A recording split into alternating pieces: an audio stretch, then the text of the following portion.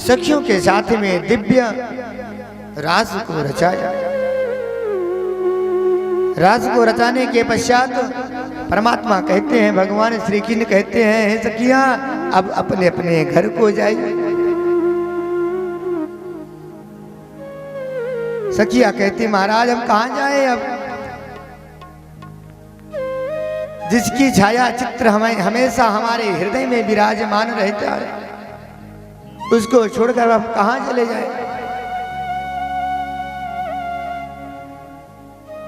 भगवान श्री कृष्ण सबको समझाते हैं, सब सखियां अपने अपने यहां जाती हैं। भगवान दिव्य रास करते हैं। रास करने के पश्चात सुखदेव जी महाराज कहते हैं, निशात मसीमा दत्त निवारितो नारदेन तत् सुतो मृतो मात्मनः।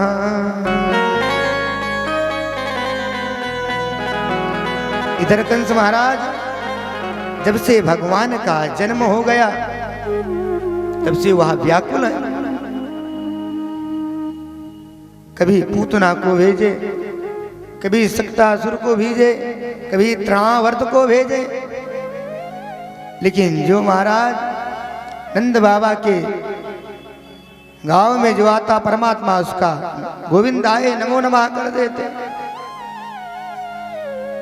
कोई भी दैत्य कोई भी राक्षस को जब भेजते तो परमात्मा उसका कल्याण कर देते। भगवान श्री कृष्ण मन में विचार करते हैं कि हम और बलदाऊ भैया वसुदेव जी महाराज के 7वें और 8वें पुत्र हैं। बाकी सारे पुत्रों का बदला हमको कंस से लेना हो, लेकिन कैसे लिया जाएगा। कंस जो है जब से भगवान का जन्म हो गया तब से नाना प्रकार के दैत्यों को राक्षसों को भेजते रहते।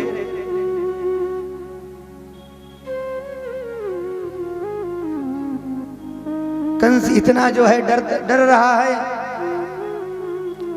अगर कहीं पर काला वस्त्र को देख लेता तो भयभीत हो जाता, कांपने लगता। अगर उसके सामने भोजन की थाली आती, अगर कहीं जो है जीरा उसको उसके थाली में प्राप्त हो जाता तो वह थाली फेंक देता, क्योंकि काले चीज से इतना घृणा करना शुरू कर दिया हुआ।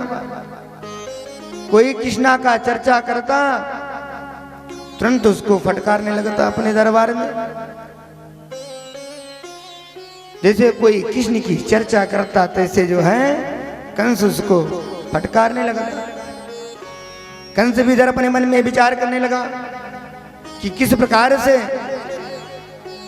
नंद बाबा के यहाँ जो लाला है उसका वध किया जाए। नारद भगवान आते हैं, कंस से कहते हैं कि हे कंस, अगर जो है नंद के लाला को बुलाना है तो ऐसे नहीं आएंगे, ना ऐसे उनको पराजित कर पाएंगे आप। बोले महाराज कैसे पराजित कर पाएंगे, क्योंकि जब जब हमारे ऊपर संकट आया तब तब आप ही आकर के हमको दर्शन दिए और हमारे नेत्र को खोला।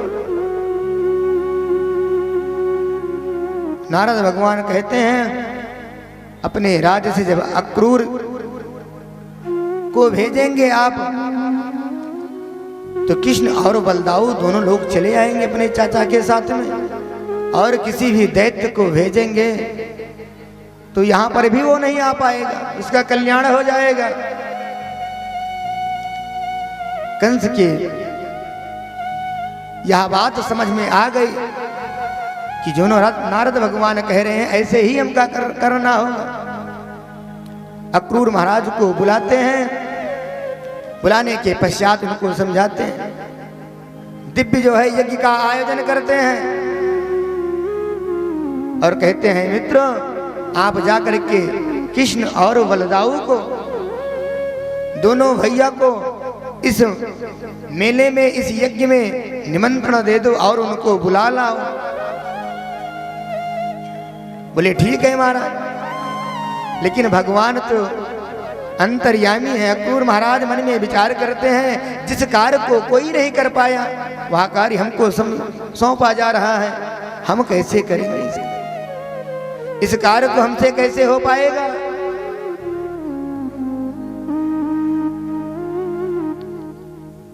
अक्रूर जी महाराज कंस के सामने तो कुछ नहीं बोल पाए, लेकिन उनको बहुत दुख हुआ कि कंस जो है किस कारणवश परमात्मा को बुला रहा है, कृष्ण को बुला रहा है, बलदाऊ को बुला रहा है, हमको सब जानकारी है। अक्रूर महाराज को दिव्य रथ देकर के भेज दिया गया वृंदावन। वृंदावन में अक्रूर जी महाराज पहुंचते हैं और पहुंच करके भगवान श्री कृष्ण और बलदाऊ से मिलते हैं। मिलने के पश्चात उनको बड़ी प्रसन्नता होती है, आनंद होता है कि परमात्मा का हमको दर्शन प्राप्त हो गया, हमारा कल्याण हो जाए। लेकिन अपनी बात को नहीं कह पाते, परमात्मा से अपनी बात को नहीं कह पाते कि हम किस कारणवश आए हैं। भगवान श्री कृष्ण और बलदाऊ अक्रूर चाचा की बहुत सेवा करते हैं। सेवा करने के पश्चात पूछते हैं कि चाचा हमारे लिए कोई संदेशा लेकर के आए हैं क्या? हमको जानकारी मिली कि हमारे मामा बहुत बड़ा यज्ञ का आयोजन किए हैं, बहुत बड़ा मेला लगवाए हैं, और मेला हमारे देखने की इच्छा हो रही है। अक्रूर महाराज कैसे कहें कि आपको मेला में किस लिए बुलाया जा रहा है? आपका निमंत्रण हम ही लेकर के आए हैं बुलाने के लिए, लेकिन कह नहीं पाते हैं। सुबह होती है, अक्रूर महाराज अपने नित्य क्रिया से निवृत्त होने के पश्चात कन्हैया से कहते हैं कि आपके मामा ने आपको बुलाने के लिए कहा है। बोले ठीक है, हम तो मेला देखने ही जाएंगे। अक्रूर महाराज जो है कृष्ण और बलदाऊ को अपने रथ पर बिठा लिया, तैयार हो गए, रथ पर बिठा लिया। बिठाने के पश्चात मन में सोच रहे इनको कैसे लेकर के चला जाए, क्योंकि कंस तो पूरी तैयारी के साथ में है। वो तो भगवान का और बलदाऊ का वध करना चाहता है, उनको मारना चाहता है। अक्रूर जी महाराज जैसे एक कदम बढ़ाते हैं मथुरा के तरफ, तैसे उनका हृदय महाराज दुखित हो जाता है कि हमारे हाथ से हमारे यह शरीर जो हमको प्राप्त हुआ है, ये किस कार्य में लग रहा है, किस कार्य के लिए शरीर मिला है हमको। यह शरीर तो परमात्मा का स्मरण करने के लिए, परमात्मा का ध्यान करने के लिए, यह शरीर हमको सत्कर्म करने के लिए प्राप्त हुआ है, लेकिन हमसे कराया क्या जा रहा है। मथुरा से वृंदावन पहुंचने में महाराज करीब 20 मिनट या आधा घंटा लगता है। आते समय अक्रूर जी को इतना ही समय लगा, लेकिन जब जाते समय वृंदावन से मथुरा पहुंचते समय सुबह घर से जो है निकले और वहां पहुंचते पहुंचते शाम हो गए। उनका रथ हाँका ही नहीं जा रहा है, रथ का पहिया घूम ही नहीं रही है। ज्यों ज्यों एक कदम आगे बढ़ते त्यों त्यों अक्रूर जी महाराज का हृदय एकदम दुखित, एकदम व्यथित होता चला जा रहा है। जैसे मथुरा पहुंचने के पश्चात कन्हैया ने कहा कि चाचा ऐसा है, आप जाकर के कंस मामा से बता दीजिए कि आपके भांजी आ गए हैं, आपका काल आ गया है।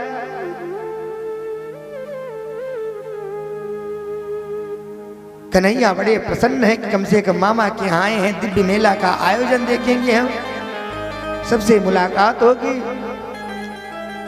और परमात्मा के तो मन में एक ही विचार है कि जिस मैया के गर्भ से हमारा जन्म हुआ है, उनके 7 पुत्रों को मार दिया गया है, उसका भी बदला लेना है हमको। हमारे लिए कौन कौन से दैत्य को भेजे मारने के लिए, लेकिन भगवान नारायण की इतनी कृपा है कि हमको कोई टच भी नहीं कर पाया। भगवान कन्हैया और बलदाऊ दोनों भाई साथ में मथुरा की तरफ पैदल ही प्रस्थान किए और अपने ग्वाल वालों को झुंड को इकट्ठा भी कर लिया। कहने लगे भैया कैसे चला जाए, मामा बुलाए, आपके मामा तो राजा महाराजा हैं और हम सब लोग कहाँ ग्वाल वाल गैया चराने वाले, गाय के पीछे दौड़ने वाले। बोले कैसे चला जाए। बोले भैया कोई व्यवस्था बनाइए। कन्हैया कहते हैं ठीक है। आगे देखिए तो एक धोबी महाराज मोच में इत्र लगा करके बड़े गर्भ के साथ सीना चौड़ा करके चला रहा था कि भगवान के हम जो है कंस के जो है हम धोबी हैं। इसी गर्भ में मदान्ध होकर के चला रहा था। भगवान ने इनको देखा और कहा कि भैया कहाँ, देख करके प्रणाम किया। बोले मामा राम राम। तो वह धोबी ने कहा कि भैया हमको मामा कहने वाला कौन है यहाँ पे। बोले आप कौन है। बोले हम तो कंस के सेवक हैं, कंस के धोबी हैं। बोले कंस हमारे सगे मामा हैं और मामा के गांव में जितने भी व्यक्ति हैं सब हमारे मामा ही लगेंगे। जब आप हमारे जो है मामा का सेवा करते हैं, मामा के वस्त्र को धुलते हैं, तो आप भी जो है हमारे मामा ही हुए। बोले क्या बात है। बोले महाराज जो वस्त्र लेकर धुलने के लिए जा रहे हैं चमचमाता हुआ, एक वस्त्र हमको भी दे दीजिए, इसमें से 2-4 वस्त्र हम लोगों को भी दे दीजिए। वादो भी कहता है कि महाराज कहाँ आप सब लोग ग्वाल बाल गाय को पीछे भटकने वाले, आप राजा महाराजाओं को वस्त्र धारण करेंगे, कभी आप लोग सपने में देखे हैं। कन्हैया को क्रोध आ गया, एक थप्पड़ धोबी को मारा। महाराज उनको नमो नारायण हो गया। कन्हैया ने कहा मित्रों अब इसी में से एक एक वस्त्र आप सब लोग छांट लीजिए, जिसको जो पसंद हो। सारे जो है ग्वाल बाल लोग एक एक वस्त्र को धारण कर लिया और धारण करके जैसे आगे बढ़े। बोले भैया देख रहे हैं ये क्या हो रहा। बोले क्या बात है। बोले कहाँ वो राजा महाराजा के वस्त्र इतने बड़े बड़े, हम सब लोग दुबले पतले एक हड्डी वाले। यह वस्त्र तो इस वस्त्र में हम तो डूब जा रहे हैं, हम तो दिखाई नहीं पड़ रहे हैं। कन्हैया ने कहा कि परेशान मत होइए, आप इसको उठा लीजिए, अभी आगे व्यवस्था बनाते हैं। जब आगे और बढ़े तो कन्हैया ने देखा कि दर्जी हैं। गया कहा कि मामा हमारे सबके वस्त्र को देख रहे हैं, हमको लोगों को सुसज्जित कर दीजिए। दर्जी ने जो है कन्हैया के जितने ग्वाल वाले थे और कन्हैया के वस्त्र को उनके अनुसार बना दिया। एक दूसरे ग्वाल कहने लगे भैया अब कैसे लग रहा हूँ। ग्वाल वाल कहे भैया अब तो एकदम दिव्य लग रहा हूँ, एकदम चमचमाता हुआ वस्त्र धारण कर रहा हूँ, एकदम आनंद आ रहा है, हमको प्रसन्न हो गए। आगे बढ़े, कन्हैया से कहने लगे भैया सब जो तो ठीक है, लेकिन गले में अगर कोई माला पड़ जाता तो कितना आनंद आ जाता। और वृंदावन के लोग वैसे भी माला पहनने बड़े शौक, महाराज चंदन और माला के बहुत शौकी होते हैं। दिव्य बढ़िया गुलाब की माला ठाकुर बिहारी जी के चरणों में जब पहुंचेंगे, दरबार में पहुंचेंगे, 5000 का माला बनवाएंगे, वहीं बाहर से कह देंगे बिहारी जी स्वीकार कीजिए, अपने आप धारण कर लेंगे। वृंदावन के लोग वो महाराज माला के बड़े शौकी। कन्हैया से कहने लगे कि भैया कहीं माला की व्यवस्था बन जाए तो आनंद आ जाए। कन्हैया कहते हैं आगे बढ़ते हैं, देखते हैं अगर माला मिलता है तो आपको अवश्य धारण कराते हैं। आगे बढ़े तो श्री रामा नाम का जो है माली था। बोले मामा सीताराम। बोले क्या बात है भैया। बोले माला पहनना चाहता हूँ। सबको बढ़िया दिव्य एक एक माला पहना दिए और आगे बढ़े। कन्हैया से मित्रों ने कहा कि महाराज अब हमको चंदन की जरूरत, बढ़िया था पकता हुआ चंदन मिल जाए तो एकदम आनंद आ जाए। बोले ठीक है भैया, अगर आप चंदन की बात करते हैं चंदन भी अभी आगे व्यवस्था बनाते हैं। आगे बढ़ते थे महाराज। जो कंस के महल में राज्य में जाती थी चंदन लगाने के लिए, कुबड़ी, वहां कुबड़ को देखे महाराज चंदन लेकर जा रहे थे। चंदन सुगंधित ना था, मलयागिरी चंदन 5 किलोमीटर के दूर से ही महकता था, सुगंध आती थी उसकी। कन्हैया ने कहा, हे सुंदरी, वह कुबड़ी जो है रुक गई। बोले, हमको सुंदर कहने वाला, सुंदरी कहने वाला इस कंस के राज्य में कौन है? देखते हैं तो कन्हैया अपने आप को धन्य मानती हैं। धन्य मानने के पश्चात कन्हैया आगे बढ़ते हैं। बोले, देवी कहाँ जा रही हो चंदन लेकर के? देवी ने कहा कि भैया हम तो जो है कंस के दरबार में चंदन लगाने के लिए जा रहे हैं। बोले, चंदन हमारे सबके भी लगा दीजिए। बोले, ठीक है भैया, लगाते हैं। सारे ग्वाल बालों को बढ़िया दिव्य चंदन लगाया। जब भगवान कन्हैया के पास में पहुंची, वो उछल उछल के लगाना शुरू किया। कन्हैया ने जो है धीरे से अपना पैर, दाहिना पैर उसके दाहिने पैर पर रख करके अपना दाहिना हाथ उसके कमर में लगाया और हाथ से ठुड्डी पे लगा करके उठा दिया। एकदम दिव्य सुंदरी हो गई वह। बोले, आपने, हमने जो है आपको सुंदरी कहा, उसका प्रताप किया। बोले, महाराज कहाँ जाएं हम? आपने हमको इतना सुंदर कर दिया, अब हम कहाँ जाएं? कन्हैया ने कहा, ठीक है, मामा से हम मिल जाते हैं तो आपको भी स्वीकार करते हैं, आपका भी रास्ता बताते हैं। कन्हैया और आगे बढ़े। जब आगे बढ़े तो क्या देखते हैं कि हमारे मामा जो है मुष्टि चारों जैसे एक एक योद्धा, एक एक हाथी ऐसा लगाए महाराज कि 10-10 हजार हाथी जैसा उसमें ताकत है।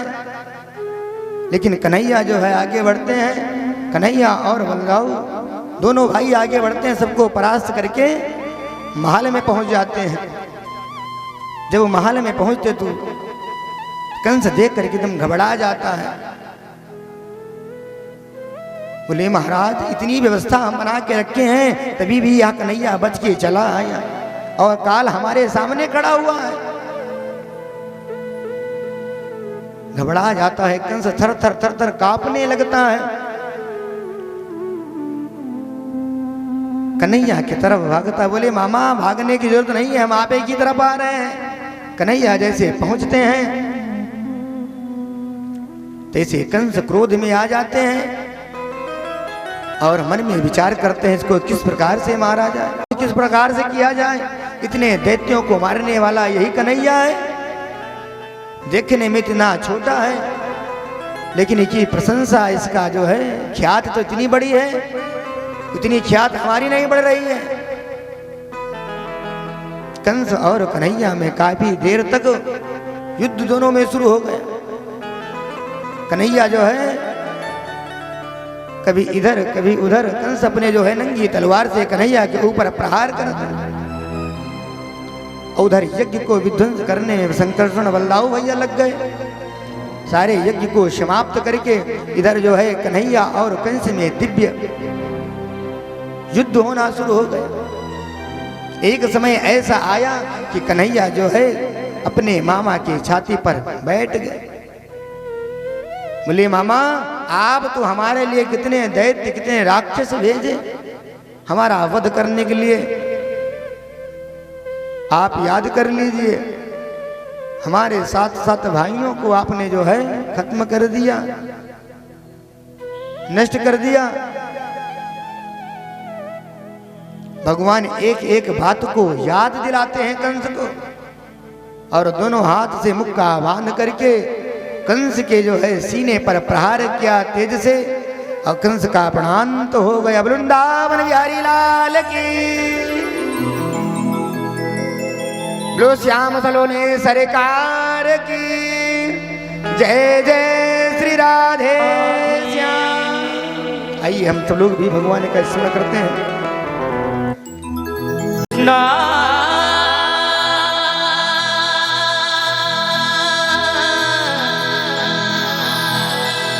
कृष्णा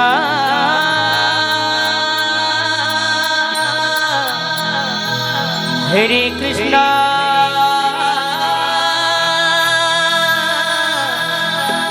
हरे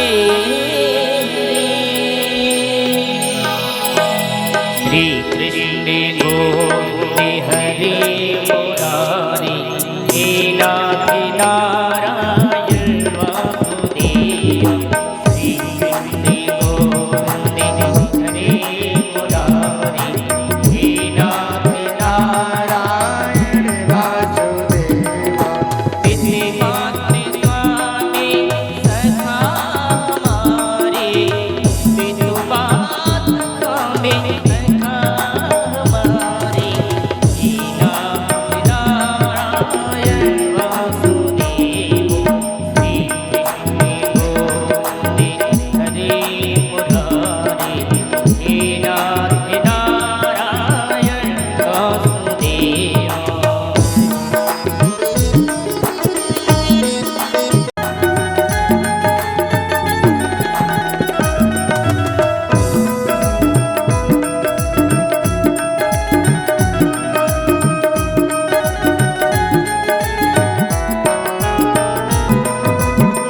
बंदी गृह के तुम्हें अवतारी बंदी गृह के तुम्हें अवतारी कहीं जन्मे कहीं पले मुरारी किसी के जाए किसी के कहाए किसी के जाए किसी के कहाए हे अद्भुत हरे बातें तुम्हारी हे अद्भुत हरे बातें तुम्हारी मथुरा में जन्मे में गोकुल के प्यारे मथुरा में जन्मे गोकुल के प्यारे हे नाथ नारायण वासुदेव श्री कृष्ण गोविंद हरे मुरारी हे नाथ नारायण वासुदेव राधे कृष्ण राधे कृष्ण राधे राधे राधे राधे राधे कृष्ण राधे कृष्ण राधे राधे